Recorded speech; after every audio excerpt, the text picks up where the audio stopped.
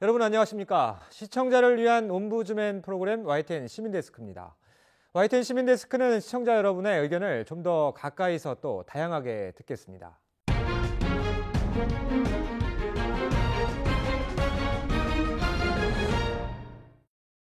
먼저 잘한 뉴스, 못한 뉴스 코너인데요. 김나정 시청자 평가원과 송태호 YTN 해설위원실장 나와 있습니다. 안녕하십니까? 네, 안녕하세요. 자, 먼저 YTN 보도 가운데 카풀 반대 택시 파업과 관련한 보도를 이번 주 잘한 뉴스로 꼽아주셨고 또 미투 운동 1년 관련 보도를 못한 뉴스로 평가하셨는데 어떤 내용인가요? 네, 지난 20일 택시 주요 단체들이 카카오 카풀 서비스 도입에 반발하면서 총파업을 열었습니다. 이와 관련한 지난 20일 현장 취재 보도는 총파업으로 인한 피해 여부를 점검하는 데 의미를 두고 있었는데요. 미리 보도를 통해서 시민들에게 전달된 상황이라서 큰 피해는 없었지만 아침 출근 시간에 택시를 잡지 못한 시민 인터뷰를 통해서 어느 정도 불편 사항들이 있었다는 것을 자세하게 전달받을 수 있어서 잘한 뉴스로 꼽았는데요. 카풀 도입, 또 택시 파업의 의미에 대해서 간단하게 추가 설명을 부탁드리고요. 또 당시 파업 현장이 매우 복잡하고 또 취재 여건이 좋지 않았을 텐데도 어떤 상황이 있었는지 좀 더 궁금합니다. 네, 잘 아시겠지만 카풀이라는 것은 출퇴근 시간에 가까운 지역에서 사는 사람들끼리 차량을 이제 공동으로 이용하는 그런 어떤 관습에서 비롯된 거죠. 그런데 이게 이제 지금 IT 시대가 되고 모바일 시대가 되니까 이것을 전면적으로 도입을 해보자. 그래서 새로운 산업들이 생겨났죠. 2010년에 이제 미국의 우버라는 곳이 처음에 이제 그 창립이 됐고, 그다음에 이제 중국에는 디디 출싱이라는 그런 서비스가 있다고 그래요. 2012년부터 시작이 됐는데, 이제 우리도 이제 그런 방식으로 해보자라고. 사실상 대기업인 이제 카카오 모빌리티에서 그런 서비스를 하려고 했죠. 그런데 우리나라에는 전국적으로 20만 명의 택시 기사분들이 있어요. 그분들이 거의 절반에 가까운 8만 명 가까이가 서울에서 이제 영업을 하고 있고요. 다른 나라하고 이제 사정이 매우 다르죠. 그런데 이제 그 미국이나 이런 데서는 상당히 잘 되고 있다고 해요. 뉴욕에서는 이 우버가 이제 거의 그 일반 택시를 넘어섰다고 하니까요. 근데 그 단점은 뭐냐면 우버 택시가 좀 평균적으로 보면은 일반 택시보다 비싸졌다고 합니다. 그런 부분이 뭐냐면은 이제 플랫폼 기업이 전체 그를 장악한 다음에 그때 이제 그 요금을 받는 그런 방식으로 진행이 될까 하는 그런 우려가 있는 거고, 기본적으로는 우리나라 택시 요금이 외국에 비해서 굉장히 쌉니다. 그렇죠. 그리고 산학금제도라고 해서 이분들에게 이제 그 최소한의 생계 보장이 어려운 그런 제도가 있고요. 그래서 생계 문제가 이제 닥치니까 이제 그 대규모 시위에 나서게 된 거죠. 택시 업계에서. 자, 근데 현장 상황을 좀 말씀을 드리면은 그날 그 취재한 우리 기자가 이제 차유정, 조용성 사회부 두 기자가 취재를 했었는데 상당히 이제 위험할 수도 있어서 걱정이 많았다고 해요.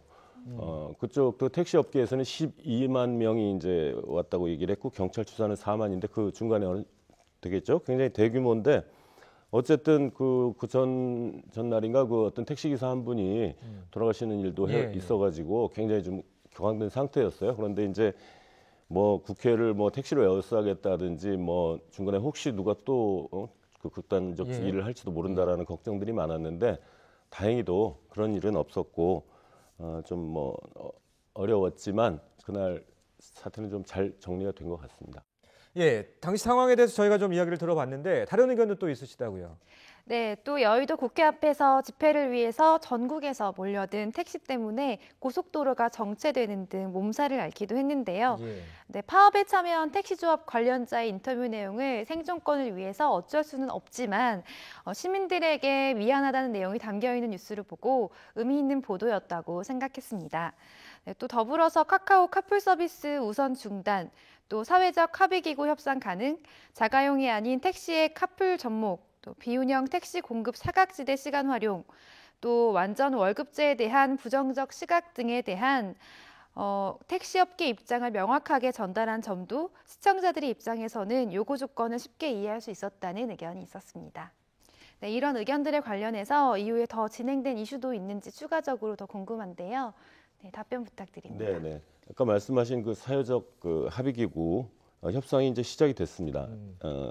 지난 26일 날 이제 카풀 비대위 택시업계 그리고 그 카카오 모빌리티 그리고 이제 국토부와 우리 이제 여당 민주당의 그 전현희 의원 이런 분들이 이제 같이 모여서 어떤 그 간담회를 이제 시작을 했고요.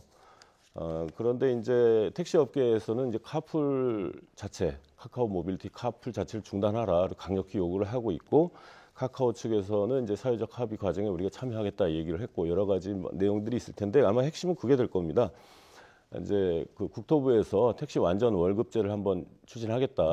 이 부분은 이제 법령상은 돼 있는데 시행령에 안 돼 있는 그런 부분들이거든요. 그 전국적으로 사실 월급제 때문에 요구하면서 이렇게 그 택시 업계에서 시위도 많이 하고 있고 그런 상태인데요. 그러나 그게 순탄할 것 같지는 않아요. 왜냐하면은 완전 월급제로 가게 되면은 세금이 좀 들어가야 된다는 그런 문제가 있고 또 여러 전략들이 이제 그 중간에 양측에서 구사할 거기 때문에 어쨌든 좀 잘 풀리기를 바랍니다. 예. 네, 또 미투가 올해 사회적으로 큰 이슈가 되었고 새로운 변화를 불러일으켰습니다. 네, 이와 관련해서 해당 보도는 미투 운동에 대해서 정리해 볼 수 있는 정보들이 참 많았는데요. 설명이 잘 이루어졌으나 올해 미투 운동의 성과가 무엇인지는 제대로 정리할 수 있는 내용이 부족했고요. 또 성인지 감수성에 대해서 살펴보겠다고 앵커가 언급한 뒤 이에 대해서 개념 정리가 제대로 이루어지지 않아서 재판 내용과 설명이 관련성 부분에서 좀 아쉬웠는데 그 점에 대해서도 설명 부탁드립니다. 네, 우선 이제 그 방송을 한 우리 이제 이광현 앵커 쪽에 어떤 해명성 내용을 좀 들어보겠습니다. 이제 해당 방송은 미투 문제를 전반적으로 다루는 그런 내용은 아니고, 지금 현재 그 재판이 진행 중인 사건들이 있지 않습니까? 안희정 지사 사건이라든지 이윤택 감독 사건, 이런 것들의 판결이 과연 어떻게 이루어지고 있느냐. 그래서 그 판결의 결과에 따라서 또 어떤 그 미투 운동 전체에 대한 또 평가도 좀 변할 수도 있고 그런 거 아니냐. 이제 그래서 그 판결에 관한 내용이 이제 집중을 했다고 합니다. 그래서 이제 그 당일날에는 이광현 앵커하고 김광삼 변호사가 대담을 하는 과정에서 이제 그 배복주 성폭력 상담소 대표가 이제 전화로 참여를 했는데요. 말씀하신 부분의 그 성인지 감수성 부분은 저도 이제 여러 자료도 보고 했는데 국내에서 이 부분이 완전히 그 어떤 정립된 것 같지는 않습니다. 정립해 가는 과정이겠죠. 미투 운동 자체의 의미도 사실은 그런 성인지 감수성을 우리가 좀 제대로 갖자 이런 의미도 있는 거니까요. 이제 다만 이 문제들은 제 생각에는 또 많은 사람들이 동의합니다만 이것은 여러 사례들이 쌓이면서 차차로 정립될 것이다. 그 과정에 제일 중요한 게 뭐가 되겠습니까? 사실은 이제 법제화되는 거겠죠. 그와 관련된 그 예를 들어서 이제 형법상의 비동의 간음죄라는 그런 제목을 신설하자 이런 법안을 이정미 정의당 의원이 발의를 해놓은 상태입니다. 말하자면 동의하지 않은 그런 성관계에는 처벌할 수 있는 이제 그러나 그에 대한 그 진전은 아직 뭐 없는 상태고요. 그다음에 이제 그 인터뷰 형식 중에 그게 이제 배복주 그 대표가 참여한 게 퀵터뷰라는 거거든요. 이제 5분 내외에 짧게 이제 하는 건데 일일이 쟁점을 충분히 소화할 수는 없는 코너랍니다. 빨리 진행하기 위해서. 그래서 나름대로 그래픽이나 자막을 통해서 반론이나 반대 입장까지 담아서 균형을 유지하려고 노력하고 있습니다. 이것이 이제 이광현 앵커의 답변입니다. 예. 어떻게 충분한 설명이 되셨는지 모르겠는데 또 아쉬운 뉴스로 문장보호 문제를 지적을 해주셨는데 이건 어떤 내용인가요? 네, 지난 23일 보도된 모리뉴 경질 메뉴 올 시즌 최다골 승리라는 자막이 함께 제시된 뉴스가 있었는데요. 문장보호인 작은 따옴표를 사용해서 오타가 그대로 보도됐습니다. 네, 단순 실수로 보이는 자막 제시였지만 시각적인 자료인 만큼 조금 더 신경 써서 방송을 해주셨으면 하는 바람입니다. 네, 알겠습니다. 자, 이 지적하신 내용 잘 새겨 듣겠습니다. 앞으로는 자막이나 문장 보호 등 좀 더 신경 써서 실수 없도록 하겠습니다. 오늘 두 분 말씀 잘 들었습니다. 지금까지 YTN 보도 중 잘한 뉴스 또 못한 뉴스에 대해서 이야기 나눠봤습니다. 김나정 시청자평가원과 송태엽 YTN 해설위원실장이었습니다. 고맙습니다.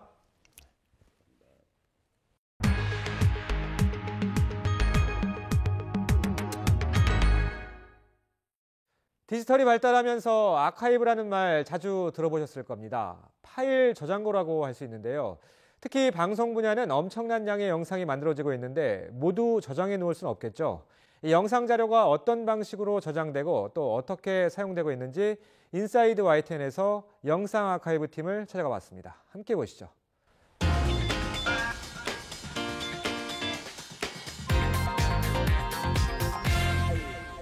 영상 아카이브란 다양한 경로를 통해서 들어오는 많은 소스들의 어떤 영상 자료들을 수집하고 관리, 보관하는 그 작업 전반을 말하고요. 이해하기 편하게 설명을 드리자면 일종의 창고, 저장고로 보시면 될 것 같아요.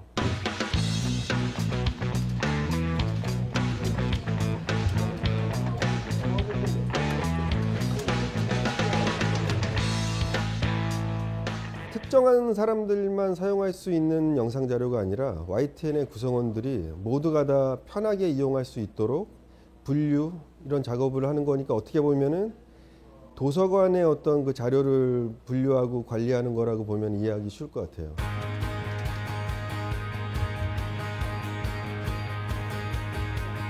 제가 하는 업무는 수심팀, 그 영상 소스들을 누락됨이 없고, 그리고 처음에 들어올 때 최대한의 정보를 많이 넣어줘야지 그 후에 이제 작업하는 메타데이터나 아니면 아카이브 매니저들이 이제 일을 수월하게 할 수 있으니까 그 부분을 이제 꼼꼼히 하는 그런 업무를 하고 있습니다. 직접적으로 제보하는 그림들이 굉장히 많이 들어옵니다. 어떤 이제 예를 들어서 뭐 지진 같은 큰 사고가 터지면은 정말 숨 돌릴 틈도 없이 계속 제공 화면이 들어와서 계속 이제 인제스트를 해야 되는 경우도 있고요. 카카오톡을 통해서 찍은 영상을 바로 보내면 저희는 바로 제보를 받아서 바로 거의 실시간으로 뉴스에 사용할 수 있게끔 하는 시스템이 이제 여기 구성이 되어 있는 거고요. 이곳은 아카이브 매니저들이 영상 자료들의 어떤 보존 가치를 판단해서 삭제할 것은 삭제하고 보관할 것은 보관하는 그런 작업을 하는 곳입니다.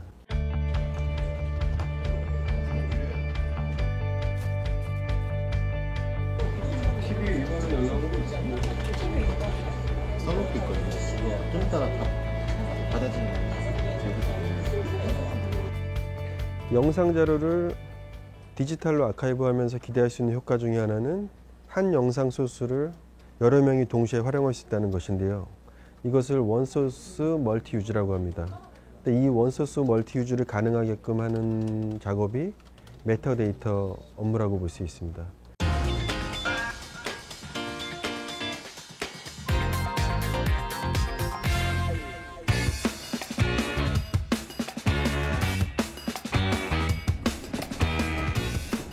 아날로그 영상 자료들이 굉장히 많습니다.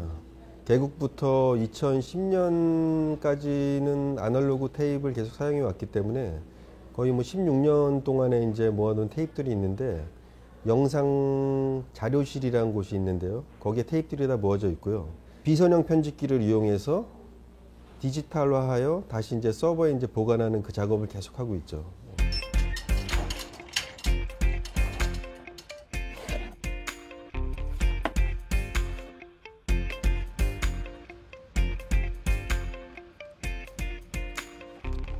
저희 아카이브 팀에서 지금 관리하고 있는 영상들, 그리고 지금 이 시간에도 실시간으로 계속 들어오고 있는 영상들이 있는데요. 이 모든 영상 자료들이 결국은 YTN의 자산이고요. 이 자산이 앞으로 뭐 10년, 20년 뿐이 아니라 100년 이후에도 계속 YTN의 어떤 자산으로 남을 것이기 때문에 또 이것을 계속 활용해서 또 다른 또 수익원을 창출해낼 수 있는 그런 이게 재료가 될 수 있기 때문에 저희 아카이브 팀은 그런 사명감을 가지고 책임감을 가지고 일을 하고 있습니다.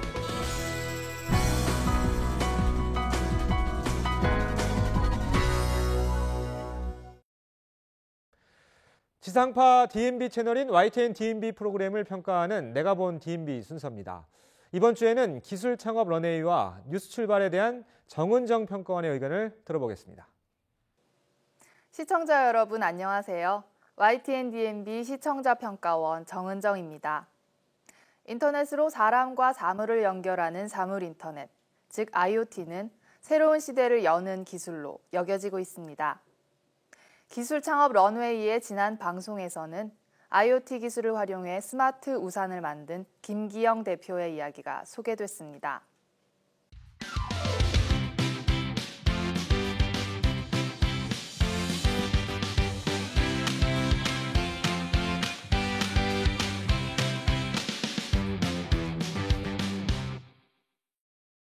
나이 불문, 성별 불문. 굳은 날이면 찾게 되는 필수템.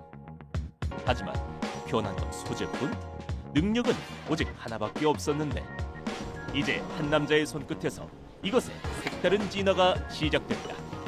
아날로그의 매력과 스마트함이 합쳐지면 놀라운 일이 생겨나지. 자신의 존재감을 어필한다. 당신의 라이프 스타일을 보다 편리하게 바꿔드리겠습니다. 놀라운 진화로 라이프 스타일을 변화시킬 이것의 정체. 지금 공개됩니다. 기술 창업 런웨이는 창업 스토리를 바탕으로 진행자와 멘토, 창업 사례자가 해당 사업과 창업 아이템에 대한 정보를 전해주고 있습니다. 지난 방송은 그렇죠. 아날로그 어떻게 우산의 연관이 있을까요? IoT 어떤 기술을 사업을 하고 접목한 계십니까? 스마트 우산 창업 사례를 다루면서 네. IoT 기술의 사업화 과정, 스타트업과 제조업체의 협업, 잘 알려지지 않은 기술이나 사업 아이템으로 창업할 때의 노하우를 중심으로 구성됐습니다. 10개국 정도의 뭡니까? 우산에 기술 어떤 창업 기능이 런웨이는 있어서 스마트 우산이라 기본적으로 불리는 겁니까? 스튜디오에서 이야기를 휴대폰도 나누는 찾아줍니까? 형태로 네. 진행되지만 스마트폰이랑 또 초반과 그래서 그런 후반에 기능이 창업 나온다고요. 사례 회사를 직접 찾아가 회사의 시스템이나 분위기 등을 전하는 영상과 창업 사례자의 강연이 각각 10분 정도 분량을 차지하고 있습니다. 전체 약 50분 정도의 프로그램 길이로 봤을 때 스튜디오에서의 질문과 응답만으로는 지루해질 수 있기 때문에 두 가지 코너를 잘 활용하는 것이 프로그램에 대한 흥미를 좌우할 수 있는 중요한 부분이라고 할 수 있겠습니다. 진행자와 멘토, 창업 사례자가 스튜디오에서 이야기를 나눌 때는 핵심 내용을 자막으로 잘 요약해주어 중요한 내용을 파악하기가 한결 쉬웠습니다. 기술 창업 런웨이의 지난 방송은 스마트 우산 자체보다는 창업가들이 IoT 기술과 같이 새로운 기술을 활용한 다양한 사업들에 대해 고민해 볼 수 있도록 구성한 점에서 보다 더 유익했다고 생각합니다.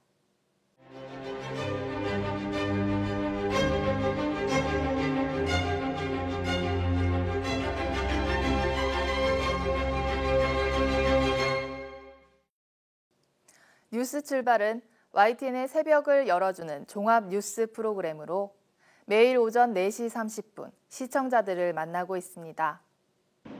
연말을 맞아 직장인들은 연말정산에 관심이 많으실 겁니다. 연말이나 연초에는 새로 바뀌는 제도나 법규를 소개하는 뉴스가 전파를 타기 마련인데 이번에는 연말정산과 관련해 변화된 내용을 짚어보는 뉴스를 뉴스 출발에서 보도했습니다.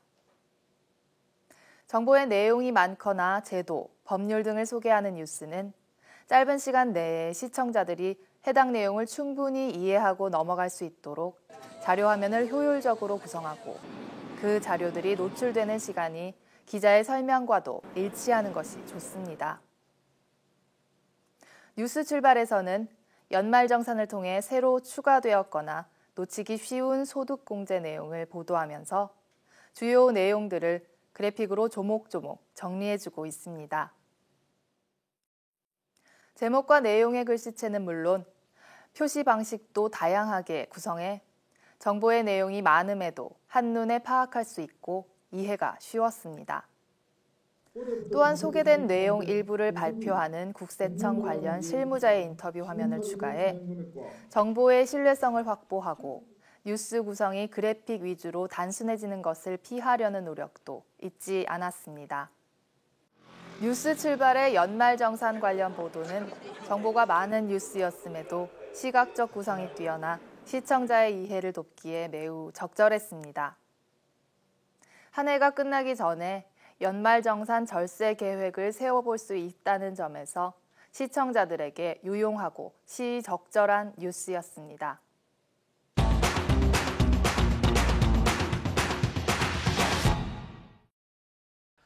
네, 다음은 시청자 여러분이 보내주신 제보 영상을 소개해드리는 코너인데요. 멧돼지 무리가 마을 도로를 달리는 모습, 도심 하늘에 날아든 까마귀 떼를 본 제보자는 영화 속 한 장면 같다는 말까지 했다는데요. 어떤 장면인지 핫 제보 영상에서 확인해 보겠습니다. 그때가 이제 6시에서 이제 7시 넘어갈 때쯤이었던 것 같아요. 하늘을 바라보고 있었는데 우연치 않게 까마귀대로 추정되는 새들이 보이는 거예요.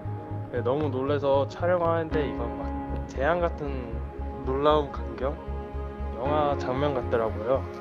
핸드폰으로 촬영해봤어요. 미치겠다 내가. 야들 봐라 야들 봐라. 몇 마리야? 몇 마리? 미치겠다. 올라가.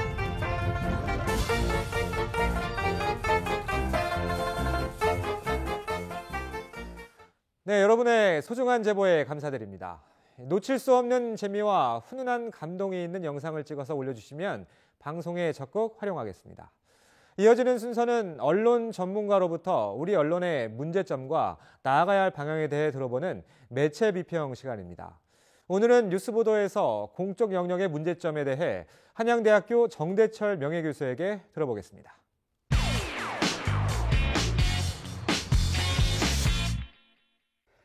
요즘 뉴스에서 보도하는 내용이 공적인 영역인지 사적인 영역인지 혼란스럽다는 반응이 나옵니다. 개인적인 소견을 보도하는 것인지 공식적인 입장을 보도하는지 의문을 갖게 합니다. 뉴스 보도에 대한 인식은 사적인 활동으로 보지 않습니다. 그런데 대부분 인터뷰를 이용하고 있기 때문에 생기는 오해라고 보기도 합니다. 내년도 예산을 다루는 국회 보도에서도 국회의장의 인터뷰에서 올해는 반드시 법정 기한을 넘기지 않겠다는 인터뷰 내용이 해마다 되풀이되는 형식적인 공언이 되고 말았습니다. 다른 각도에서 보면 미디어는 무엇을 보도하고 있었나라는 질문이 됩니다. 지켜지지 않고 해마다 되풀이하는 국회도 그렇지만 뉴스 보도에 대한 불만도 생각할 수 있습니다. 예산 관련 보도에서도 수없이 많은 별명을 생산해내고 있습니다. 밀실 예산, 깜깜이 예산, 쪽지 예산, 실세 예산, 특혜 예산, 야합 예산 등 부끄러운 단어들이 무성했습니다. 예산의 중요성이 무색해지는 뉴스 보도에서 가슴 아픈 사람들은 없었을까요?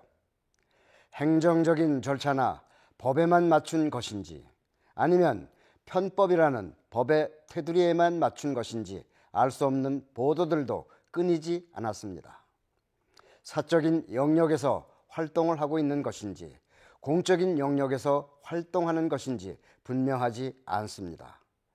신청도 하지 않았는데 확보된 예산도 있고 추가 배정하는 예산도 있고 국회의원 세비도 올리고 사회기관 사업은 정부안보다 1조 2천억을 증액을 하고 결국 469조 6천억 원으로 내년도 예산을 9.7% 인상해 확정했다는 것입니다. 세금을 내는 입장을 걱정하거나 민생을 돌보는 모습은 찾아보기 어려웠습니다. 전년도 결산을 참고해서 따져보는 유언도 그리고 보도도 없었습니다. 결산과 예산이 어떤 관계가 있는 것인지는 모르겠으나 견주어 따지는 활동도 뚜렷하지 않았습니다.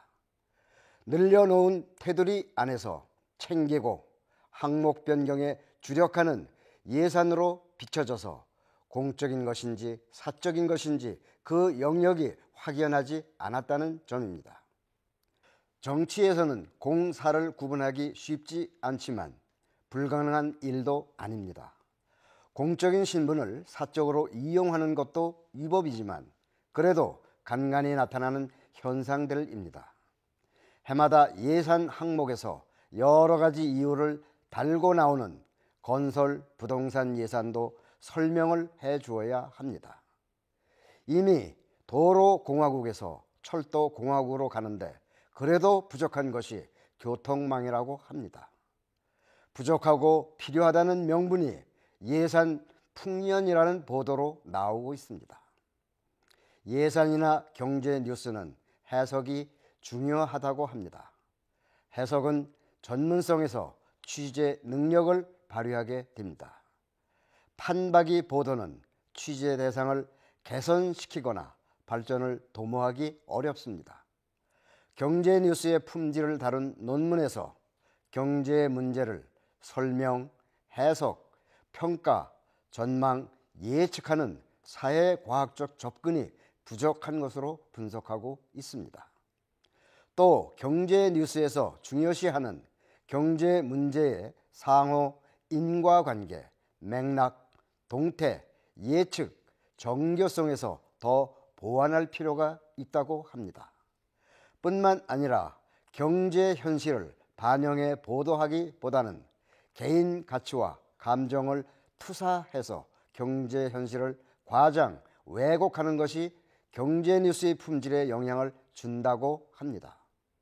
뉴스 보도에서 사적인 공간을 줄이는 일이 공적인 기능을 강화하는 방편입니다. 공정한 언론의 정도로 가는 길입니다.